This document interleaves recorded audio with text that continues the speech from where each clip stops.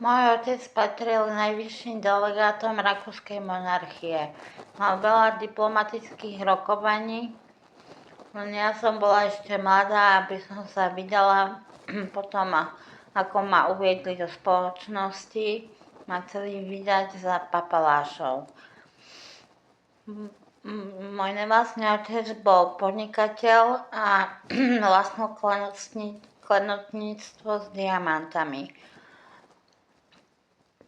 V jeden osudový deň ma uniesla talianska mafia. Držali ma 3 noci so zbraňou pri hlave.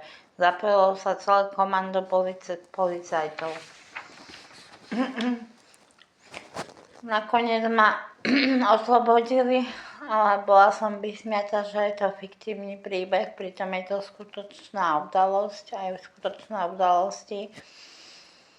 Na moju ochranu pri prísnom utajení som vydala knihu Medzinárodná tajná federácia agentov Matrixov a Hviezda vojny vesmírnych bohov. Všetko to je len fiktívne, ale tento príbeh je pravdivý, ktorý sa odohral vo Viedni.